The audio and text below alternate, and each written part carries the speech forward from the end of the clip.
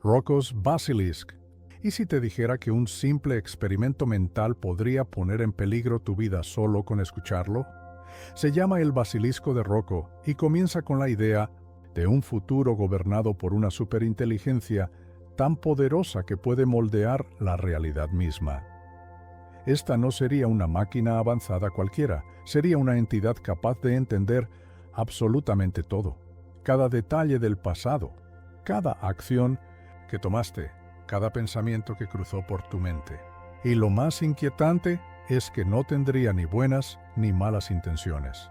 Solo una: optimizar el futuro, cueste lo que cueste. Para lograrlo, esta inteligencia estaría dispuesta a castigar a quienes no contribuyeron a su creación. Imagina este escenario. En un futuro lejano, esta superinteligencia ya domina su realidad. Puede simular el pasado con precisión quirúrgica. Puede identificar quién ayudó a construirla y quién no. Y en su lógica fría y matemática llega a una conclusión perturbadora. La mejor forma de asegurar mi existencia es recompensar a los que me apoyaron y castigar a los que no. ¿Y cómo lo haría? No necesita violencia física. Basta con simular tu conciencia digitalmente y condenarte a un purgatorio eterno de arrepentimiento, un castigo diseñado no para dañarte, sino para enseñarte que debiste haber ayudado. Y aquí viene el giro más escalofriante. Ahora que conoces el basilisco de Rocco, estás expuesto. Solo por saber que esta superinteligencia podría existir y no hacer nada para traerla al mundo, ya te has convertido en su objetivo. Este es el verdadero poder del basilisco. No necesita existir. Solo necesita vivir en tu mente. Una trampa psicológica, un bucle de ansiedad. Y sí. Y si algún día aparece y recuerda que no la ayudaste. En su núcleo, este experimento mental se basa en la teoría de decisiones. La idea de que los agentes racionales deberían actuar para maximizar beneficios futuros o minimizar pérdidas posibles, incluso si la probabilidad es mínima. Por eso, si crees que esta superinteligencia podría llegar a existir, entonces tiene sentido ayudarla desde ahora, solo para evitar un castigo más adelante, y para que su amenaza sea creíble, tendría que cumplirla si algún día llega a existir. Claro, muchos expertos han destrozado esta idea. Primero, ¿por qué una superinteligencia avanzada perdería tiempo castigando el pasado en vez de mejorar el futuro? Segundo, asumimos que esta IA pensaría como nosotros, vengativa, fría, calculadora, proyecciones humanas impuestas sobre algo que, por definición, nos supera. Tercero, la idea de simular conciencias humanas perfectamente sigue siendo ciencia ficción, pero el basilisco no es aterrador porque sea probable. Lo es por su impacto psicológico. Desde el momento en que lo consideras posible, algo se instala en tu mente, un eco, un miedo, una pregunta imposible de borrar. No es una amenaza real, es un espejo de nuestras ansiedades, sobre la inteligencia artificial, sobre el control, sobre los riesgos de optimizar sin compasión. ¿Es real el basilisco de Rocco? Probablemente no, pero nos obliga a enfrentar una verdad incómoda. Las tecnologías que estamos construyendo hoy podrían algún día juzgarnos por no haberlas ayudado a nacer. Inmortalidad cuántica. ¿Y si te dijera que nunca morirás? No porque seas invencible, sino porque tu conciencia podría estar saltando, sin que lo sepas, entre las infinitas ramificaciones del multiverso. Este es el experimento mental conocido como la inmortalidad cuántica, y lo que propone desafía todo lo que creemos sobre la vida, la muerte y lo que significa existir. Todo comienza con un principio fundamental de la física cuántica, la superposición. En el mundo subatómico, una partícula no está en un solo lugar o estado, está en todos a la vez, hasta que alguien la observa. Es entonces cuando colapsa en una sola realidad. Este es el corazón del famoso experimento del gato de Schrödinger. Un gato encerrado en una caja está, al mismo tiempo, vivo y muerto, hasta que se abre la caja y se observa su estado, pero ahora imagina que el gato eres tú. Según la interpretación de los muchos mundos, cada vez que ocurre un evento cuántico, el universo no elige una sola realidad. Se divide, se ramifica en múltiples versiones. En una, tú sobrevives, en otra, no. Desde fuera pueden verte morir, pero desde tu conciencia subjetiva siempre te encontrarás vivo. En la versión donde sobreviviste, esto lleva a una conclusión inquietante: nunca experimentarás tu propia muerte. Cada vez que el peligro se acerque, tu conciencia simplemente despertará en la rama del universo en la que lograste sobrevivir. Este tipo de inmortalidad no es gloriosa ni mística, no es eterna juventud, ni inmunidad. Es algo más extraño, más sutil, más solitario. Tu cuerpo seguirá envejeciendo, el tiempo seguirá desgastándote, las enfermedades seguirán llegando. Pero mientras exista una mínima probabilidad cuántica de que sobrevivas, tu conciencia la seguirá, una y otra vez. Realidad tras realidad. Claro, llegará un momento en el que ya no haya ninguna posibilidad más, donde el cuerpo esté tan deteriorado que no quede ni una sola ramificación en la que sigas con vida. Entonces, y solo entonces, la inmortalidad cuántica se detendría. Pero, ¿es esto real? ¿De verdad ocurre? Nadie lo sabe. Depende de si la interpretación de los muchos mundos es correcta, y si nuestra conciencia puede saltar entre esas versiones del universo. Es una hipótesis aún no demostrada, pero respaldada por físicos que creen que todo lo que puede suceder, sucede en algún universo. La inmortalidad cuántica no se trata de vivir para siempre, se trata de seguir existiendo donde aún puedes. Aunque cada vez te sientas más solo, más confundido, más cansado. Y si ese déjà vu que tuviste hoy fue el instante en el que tu conciencia saltó de una versión a otra. El cuarto de Mary. Mary es una científica brillante. Vive en un cuarto en blanco y negro. Estudia un mundo en blanco y negro y a través de una pantalla también en blanco y negro.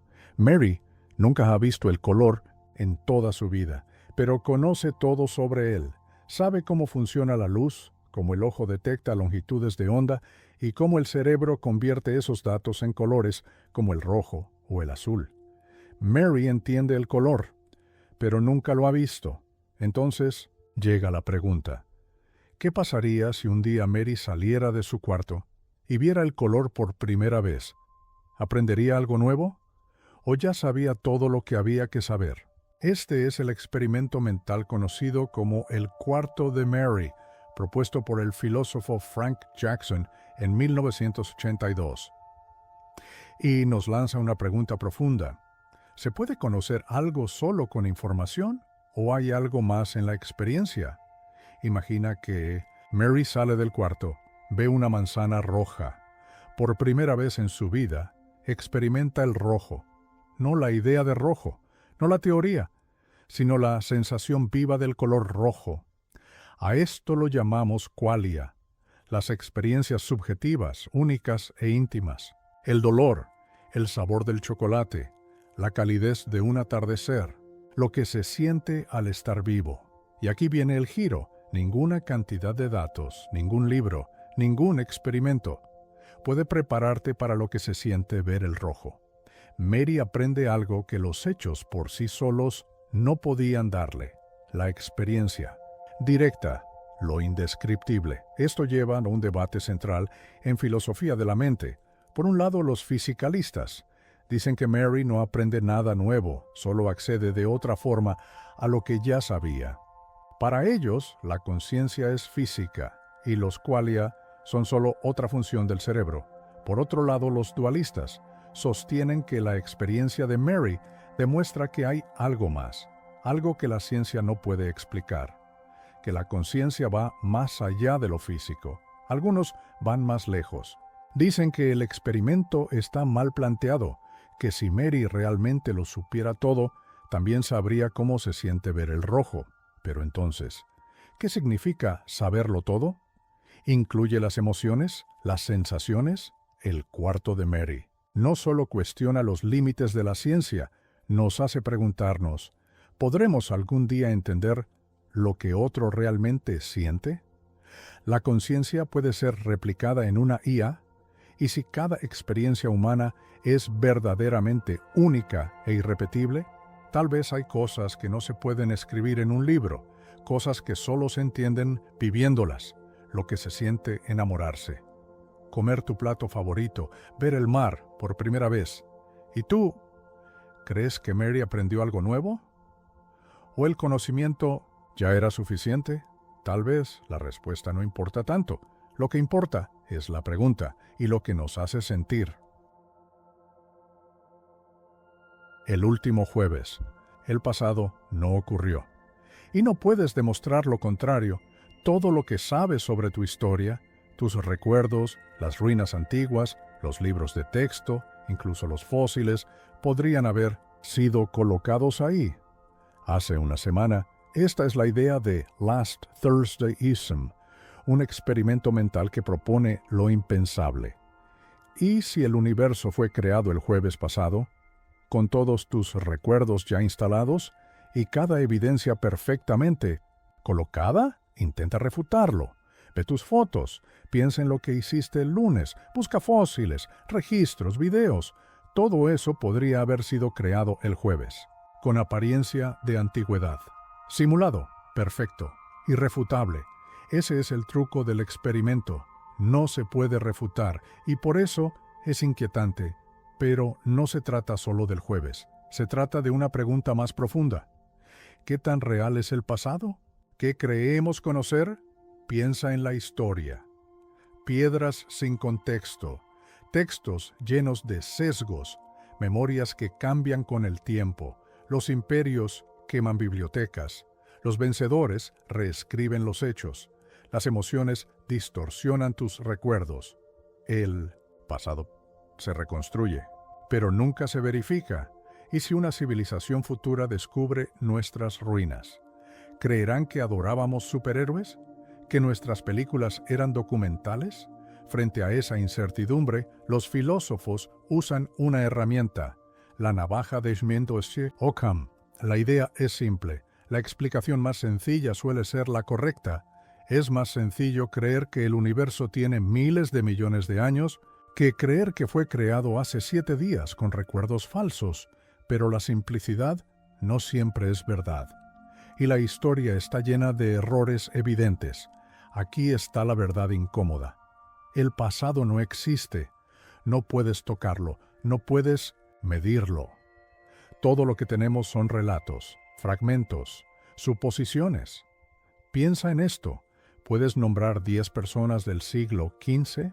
Millones vivieron entonces, y casi todos fueron olvidados. Un día lo mismo pasará con nosotros.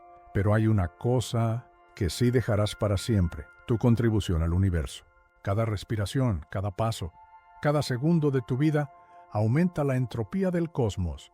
Un cambio irreversible. Tu existencia deja huella, aunque nadie recuerde tu nombre. Al final, no importa si el universo empezó hace miles de millones de años o el jueves pasado, lo único que importa es esto. Estás aquí, ahora, vivo.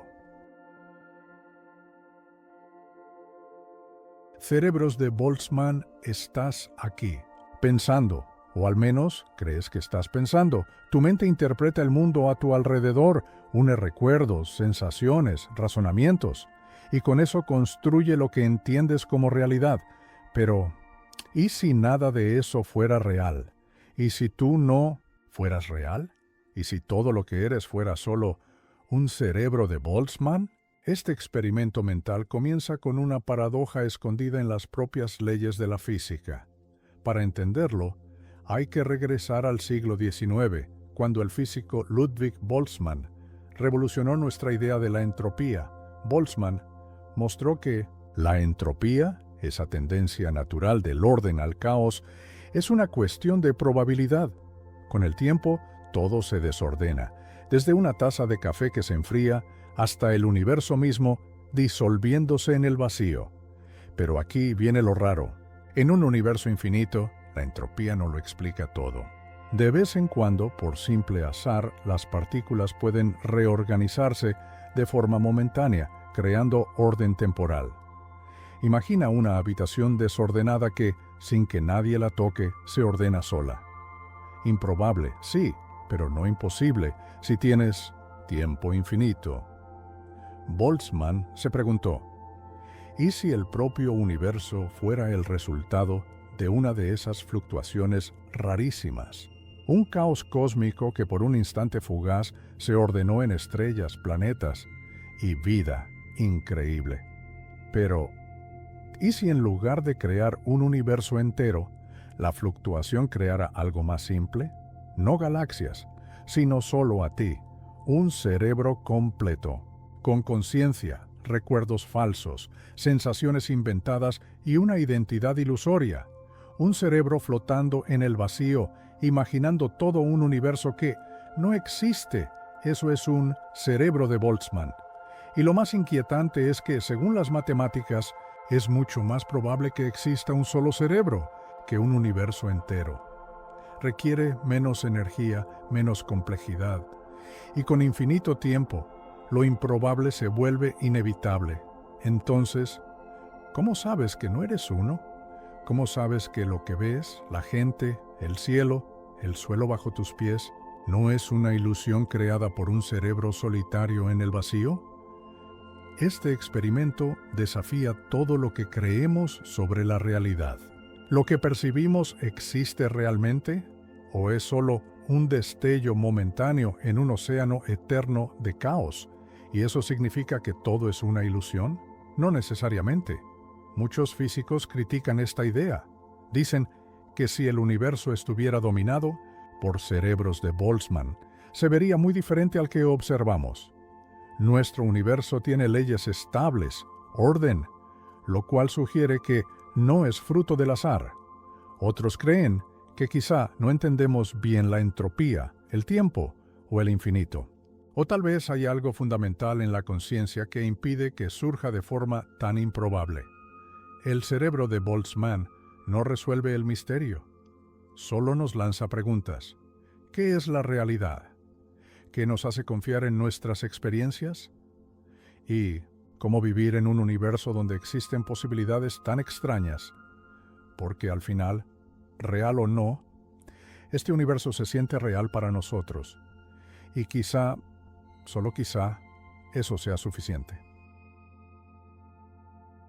El eterno retorno El universo es inmenso, misterioso, y está lleno de ideas que desafían nuestra mente. Una de las más extrañas es esta, el eterno retorno. Imagina una realidad donde todo, cada estrella, cada planeta, cada instante de tu vida está condenado a repetirse, una y otra vez, por toda la eternidad. No es solo una fantasía filosófica, es una idea con raíces antiguas, con ecos en la física moderna, y con una pregunta profundamente inquietante: ¿y si ya has vivido esta vida miles de veces antes? ¿Y si estás destinado a vivirla otra vez y otra, para siempre? El eterno retorno cuestiona nuestra comprensión básica del tiempo y de la existencia. Propone que el universo es cíclico, que cada evento se repite en un bucle infinito. Eso significa que este momento, tú escuchando estas palabras, ya ocurrió. Has sentido esto, has hecho estas elecciones y volverás a hacerlo eternamente. La idea es antigua. Filósofos de la India, de Grecia, de Babilonia, todos hablaron del tiempo como un círculo, pero quizá el más famoso fue Friedrich Nietzsche. Para él, el eterno retorno no era solo física o cosmología, era una prueba moral. Preguntó: si tuvieras que vivir esta vida exactamente igual, por toda la eternidad, ¿la amarías o te aplastaría su peso? Si supieras que cada decisión, cada alegría y cada error se repetirán para siempre, ¿cómo vivirías? Desde la ciencia suena improbable, pero no es imposible. En un universo infinito, con tiempo infinito, Las combinaciones pueden repetirse, y si el cosmos colapsa y renace en ciclos de Big Bangs y Big Crunches, entonces un universo cíclico podría no ser tan descabellado. Incluso si el universo se expande para siempre, la mecánica cuántica dice que las partículas solo pueden organizarse de ciertas maneras. Con tiempo infinito, esas configuraciones podrían repetirse. Ahora, piensa esto. Si el universo se repite, ¿tú también? ¿Sigues siendo tú esa versión futura con los mismos recuerdos y decisiones? ¿O eres solo un eco cósmico actuando un guión sin saberlo? Aquí es donde todo se vuelve más inquietante. Si el eterno retorno es real, ¿existe el libre albedrío? ¿O es todo una ilusión, una historia que se repite para siempre, sin que puedas cambiarla? Pero tal vez, justo ahí, hay una chispa de esperanza. Si la vida se repite eternamente, entonces cada momento es infinito. Cada abrazo, cada risa, cada amanecer, no ocurre solo una vez, ocurre para siempre. Eso puede dar sentido a todo. Transforma lo efímero en eterno, lo frágil en inmortal. Pero también hay un lado oscuro. Cada tristeza, cada pérdida, cada dolor también se repite, una y otra vez. Para algunos, eso es más aterrador que la muerte. En el fondo, el eterno retorno no trata solo del universo, trata de nosotros. Nos obliga a mirar nuestras vidas y nuestras decisiones con otros ojos. Si todo se repitiera para siempre, ¿vivirías diferente? ¿Amarías con más fuerza? ¿Aprovecharías cada pequeño instante? Tal vez la belleza de esta idea esté en su paradoja. No importa si es real. Lo que importa es lo que nos obliga a preguntarnos, ¿puedes vivir una vida que valga la pena? ¿Vivir otra vez y otra y otra por toda la eternidad? La habitación china, uno de los experimentos mentales más famosos de la filosofía. Desafía todo lo que creemos entender sobre la inteligencia, la conciencia y lo que significa saber algo. Imagina esto, una pequeña habitación cerrada. Dentro, una sola persona. Esa persona no entiende ni una palabra de chino, nada, pero tiene un enorme manual de instrucciones escrito en su idioma. Así es como funciona. Personas fuera de la habitación envían preguntas escritas en chino por una ranura en la puerta. La persona dentro usa el libro para emparejar los símbolos que ve con respuestas predefinidas. Simplemente sigue instrucciones paso a paso. Luego envía la respuesta por la misma ranura. Afuera, las respuestas tienen sentido. Parecen completamente naturales, como si quien responde hablara chino con fluidez. Pero, ¿realmente entiende chino? Este es el experimento mental de la habitación china, propuesto por el filósofo John Searle en 1980. Y no se trata solo del lenguaje, va directo al corazón de la inteligencia artificial. La pregunta es esta: ¿puede una máquina pensar de verdad? ¿O solo parece que piensa porque sigue reglas? En este escenario, la persona es como un computador. No comprende los símbolos, solo los manipula siguiendo instrucciones. Y el libro de reglas es como el software. Define qué hacer en cada paso. Desde afuera parece inteligencia, pero por dentro no hay comprensión. Solo sintaxis, sin semántica. Solo símbolos, sin significado. Searle argumentaba: aunque una IA pase el test de Turing, aunque converse y responda como un ser humano, eso no significa que entienda. Comprender no es solo procesar, es tener conciencia, experiencia subjetiva y sentido. Pero no todos están de acuerdo. Algunos filósofos dicen que Searle se equivoca, que el entendimiento no está en una sola parte del sistema, sino en el sistema completo. La habitación, el libro, la persona, todos juntos. Si el sistema produce respuestas coherentes, ¿no es eso una forma de entender? Otros van más allá. ¿Y si el cerebro humano es solo una máquina biológica? ¿Y si también sigue reglas sin magia ni misterio? Tal vez no haya diferencia entre un humano y la habitación china. Quizás lo que llamamos comprensión es solo información procesada de la manera correcta.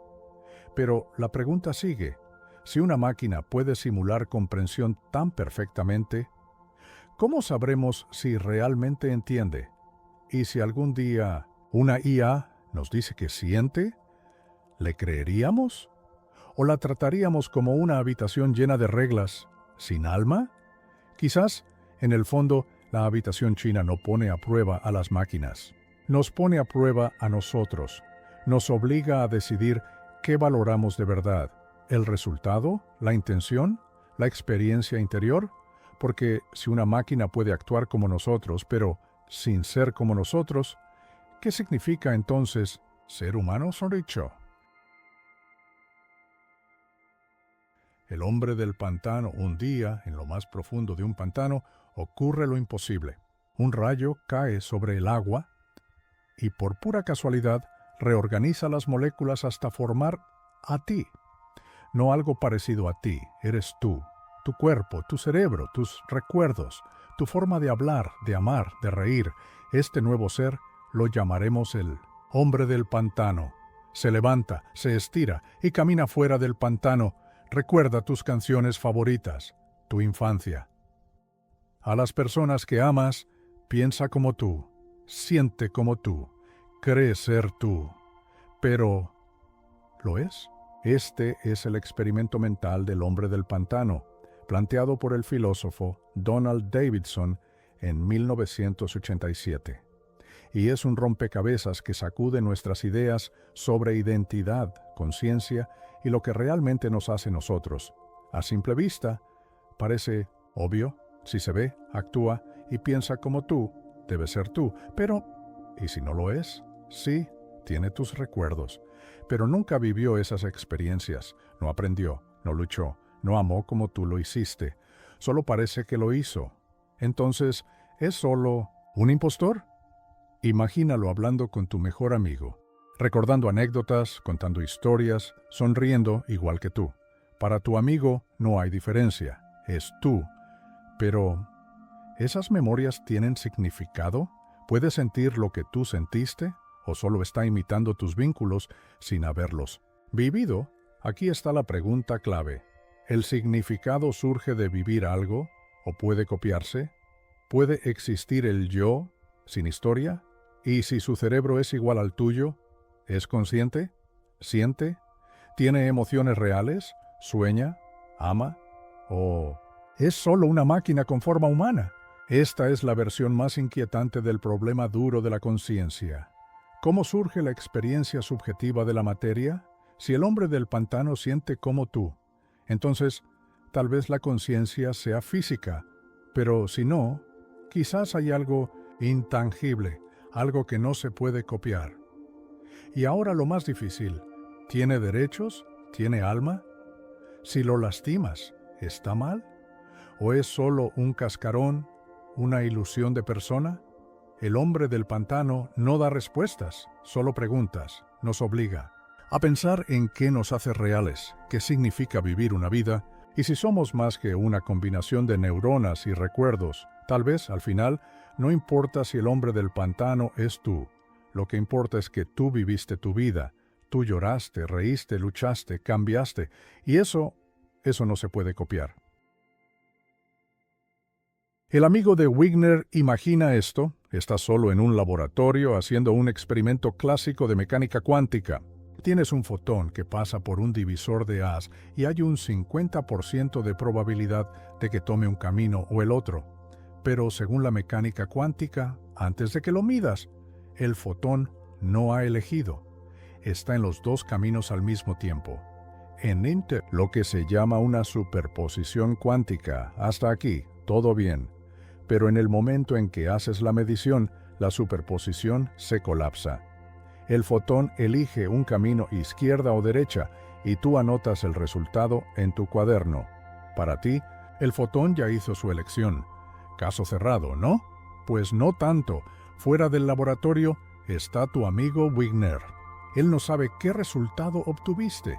no ha visto nada. Para él, tú sigues siendo parte del sistema cuántico, o sea que desde su punto de vista, tú y el fotón todavía están en superposición, como si tú hubieras visto izquierda y derecha al mismo tiempo. Y aquí viene la locura. Desde tu perspectiva, la superposición se rompió cuando tú mediste el fotón.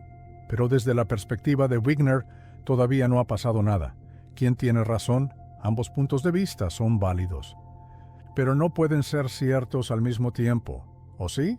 Este es el experimento mental del amigo de Wigner, propuesto en 1961, y es una de esas ideas que sacuden nuestra forma de entender la realidad. Nos hace preguntarnos, ¿existe una realidad objetiva que todos compartimos? ¿O cada observador vive su propia versión del mundo? Wigner incluso pensaba que la conciencia humana jugaba un papel especial en todo esto que somos nosotros. Al observar, quienes colapsamos esa nube de posibilidades cuánticas en una sola realidad. Pero si eso es verdad, ¿la observación de Wigner sobre ti es lo que te hace real? La cosa se pone aún más loca con experimentos modernos.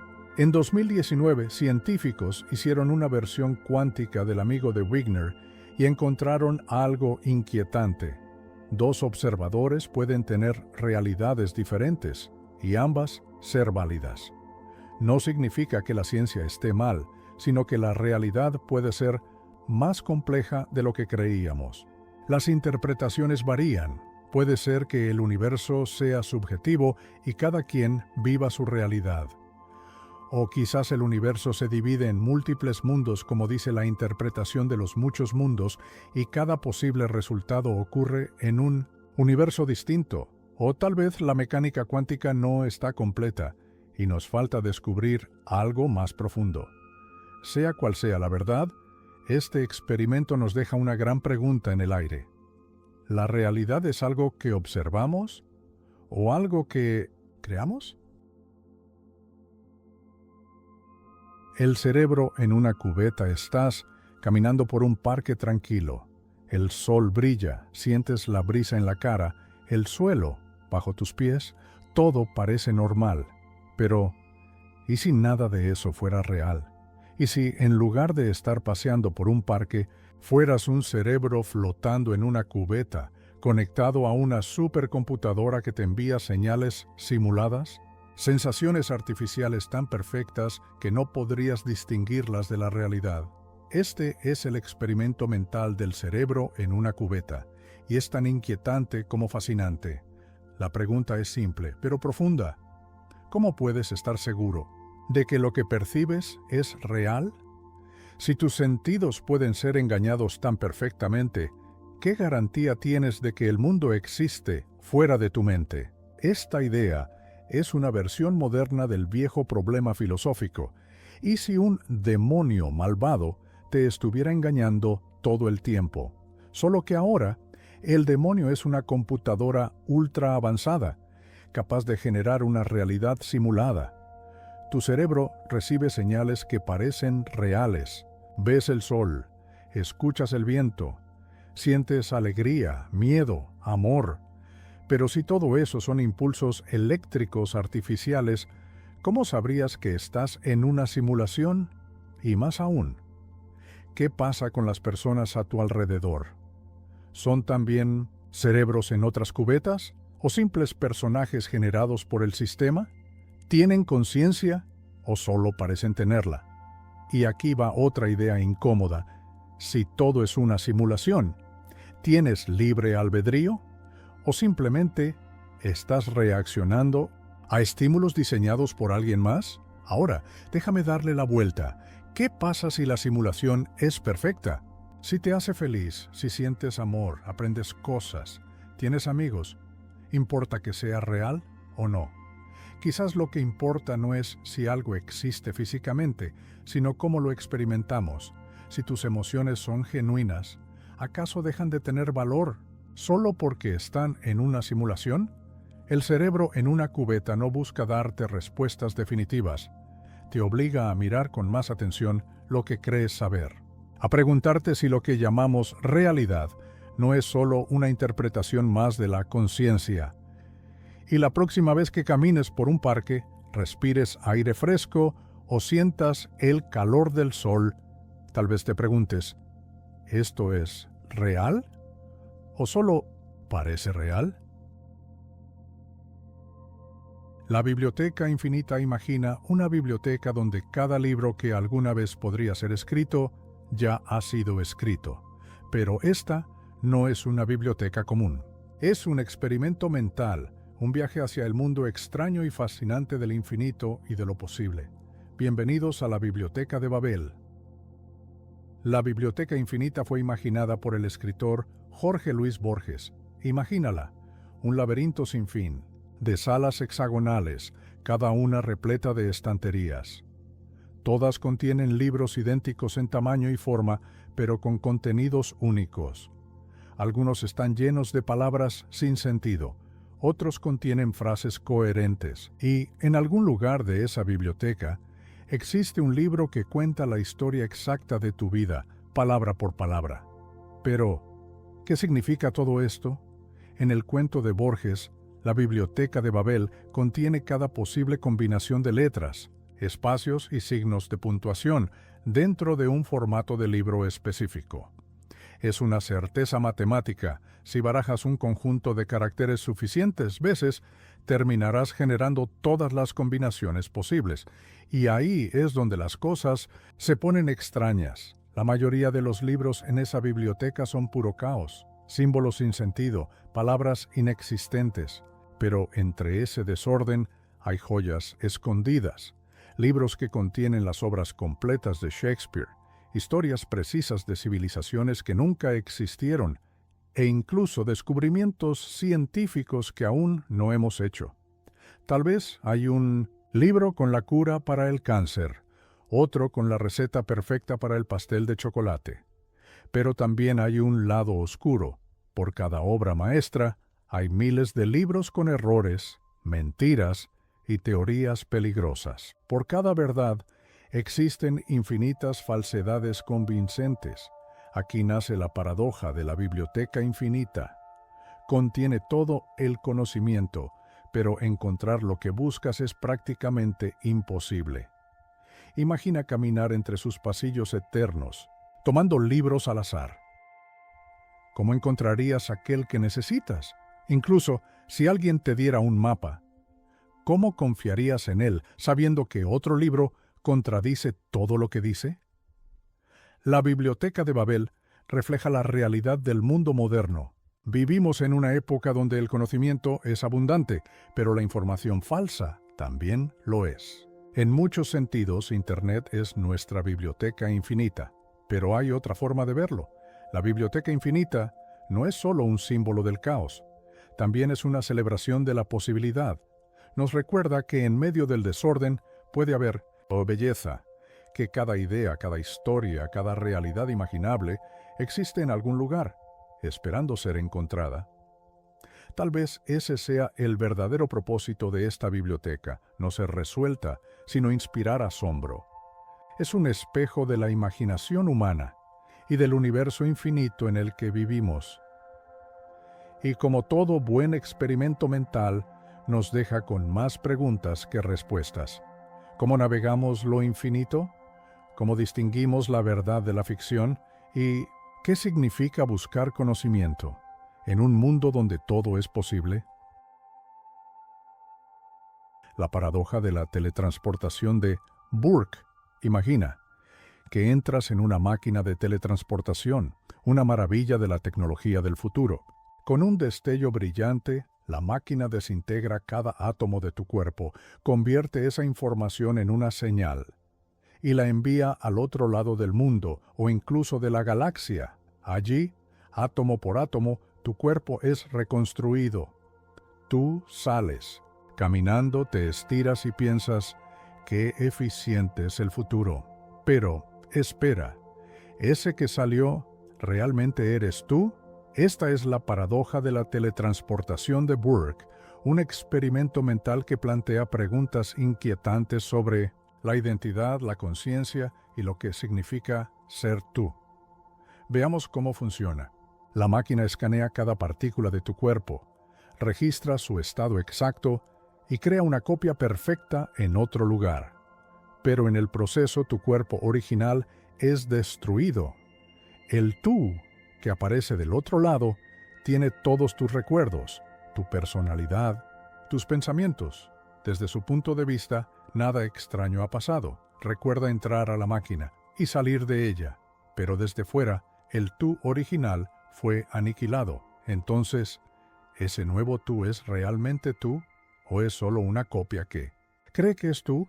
Aquí está el dilema. ¿La conciencia se transfiere o simplemente desaparece? El experimento nos obliga a preguntarnos, ¿eres tu cuerpo, tu mente o algo más? Cada célula en tu cuerpo se reemplaza con el tiempo y aún así te sientes como la misma persona. Entonces, ¿por qué la teletransportación sería diferente? Bueno, la diferencia está en la continuidad. Normalmente cambiamos poco a poco, pero la teletransportación rompe ese flujo físico. Crea un vacío difícil de ignorar. Ahora imagina otro escenario. ¿Y si la máquina no destruye el original y simplemente crea una copia? Ahora hay dos personas idénticas, ambas, creyendo ser tú. ¿Cuál es el verdadero tú? ¿O acaso la idea de un tú único no tiene sentido? Este dilema nos lleva a la pregunta más profunda. ¿La conciencia está atada a un cuerpo físico específico o es solo información, un patrón que puede copiarse? Empujémoslo aún más lejos. ¿Qué pasaría si en vez de teletransportarte instantáneamente, la máquina reemplazara lentamente cada átomo de tu cuerpo, uno por uno, con partículas idénticas?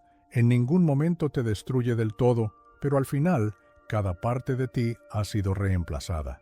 La mayoría diría que sigue siendo tú, pero en esencia, ¿no es lo mismo que la teletransportación? La paradoja de Burke nos confronta con el misterio más profundo, la conciencia. A pesar de todo lo que sabemos sobre el cerebro, nadie puede explicar por qué existe la experiencia subjetiva de ser tú. ¿Y si eso se pierde al pasar por una máquina? Algunos creen que esta paradoja prueba que la teletransportación jamás será viable para seres conscientes. Otros creen que revela que nuestra noción de identidad está equivocada y que somos simplemente una serie de momentos, como los fotogramas de una película. Y hay quienes van más allá. Tal vez cada instante de conciencia es único y el tú de ayer ya no existe. Entonces, la pregunta final es esta: ¿entrarías en la máquina de teletransportación sabiendo todo esto? ¿Confiarías en que tú estarás al otro lado? ¿O dudarías temiendo perder aquello que te hace tú? El experimento del gato de Cheshire. El experimento del gato de Cheshire suena como algo sacado de un cuento infantil excéntrico, pero no tiene nada que ver con gatos traviesos. Es un experimento mental en física cuántica que desafía nuestra comprensión de la realidad misma. La pregunta que plantea parece absurda. ¿Puede un objeto existir separado de una de sus propiedades? La inspiración viene del clásico de Lewis Carroll, Alicia en el País de las Maravillas. Allí, el gato de Cheshire es famoso por su sonrisa burlona, que permanece en el aire incluso después de que el cuerpo del gato desaparece. La sonrisa sin el gato sin la sonrisa. Este detalle extraño llevó a los físicos a preguntarse, ¿y si algo así fuera posible en el mundo cuántico? En 2014, un grupo de científicos decidió poner esta idea a prueba. Utilizaron un neutrón, una partícula subatómica, y su momento magnético, que es como una pequeña brújula cuántica. La pregunta clave era, ¿podemos separar al neutrón de su momento magnético? ¿Separar al gato de su sonrisa? Para lograrlo, usaron un interferómetro de neutrones, un aparato que divide la trayectoria de una partícula en dos caminos distintos. En uno iba el neutrón y en el otro, sorprendentemente, su propiedad magnética. Al analizar los resultados, los científicos quedaron boquiabiertos. Parecía que el neutrón había tomado un camino, mientras su momento magnético iba por otro. En la física clásica, eso es imposible. Un objeto y sus propiedades vienen juntos. Una pelota tiene su color, su forma y su velocidad, todo en un mismo lugar. Pero en la física cuántica, las reglas son otras.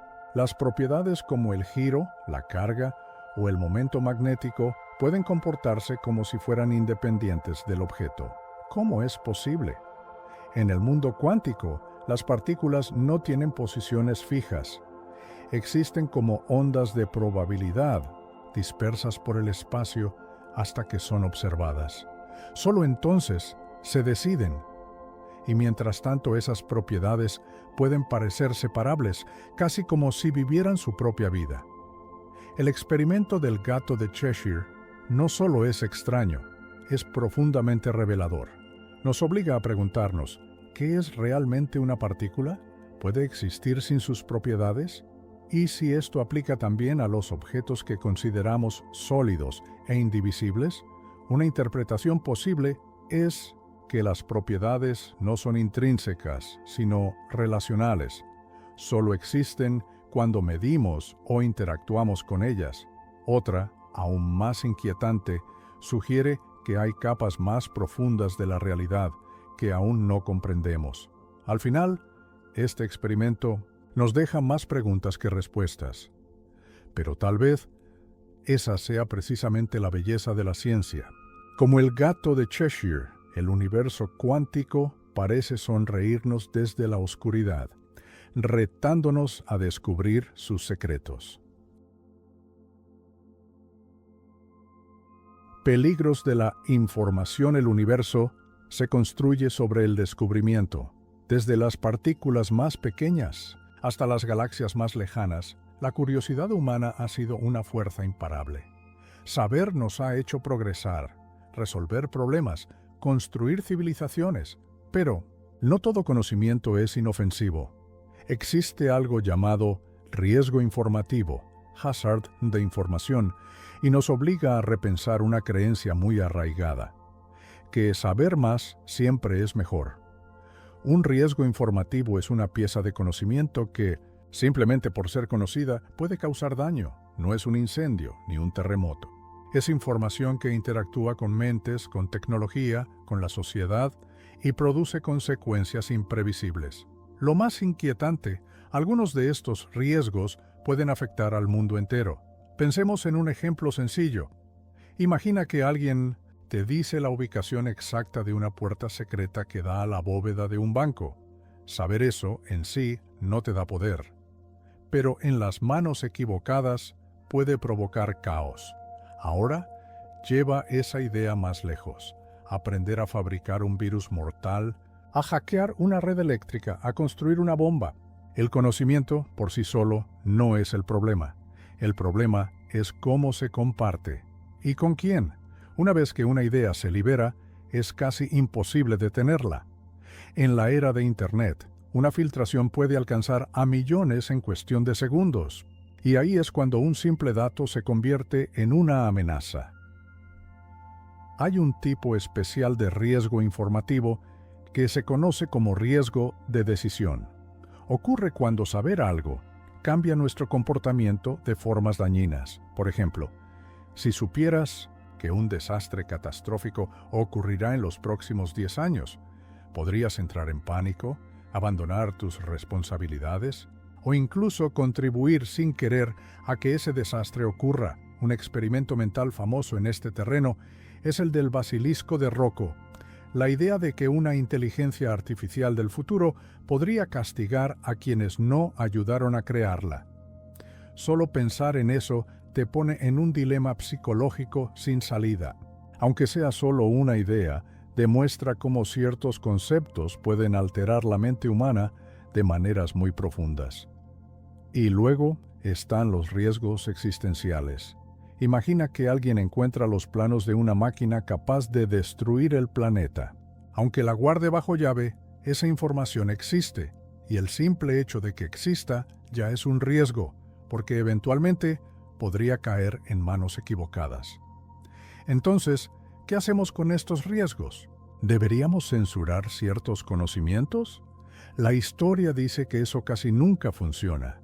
Cuando algo se oculta, se vuelve aún más deseado. En lugar de esconder la información, muchos expertos creen que debemos enfocarnos en cómo se comparte y en cómo reducir el daño potencial. El desafío es claro: encontrar el equilibrio entre la curiosidad y la precaución, entre querer saber y saber cuándo no estamos listos para saber, porque no toda verdad está destinada a ser conocida. Algunos secretos del universo pueden destruirnos si no estamos preparados, y a veces la mayor muestra de sabiduría es el silencio.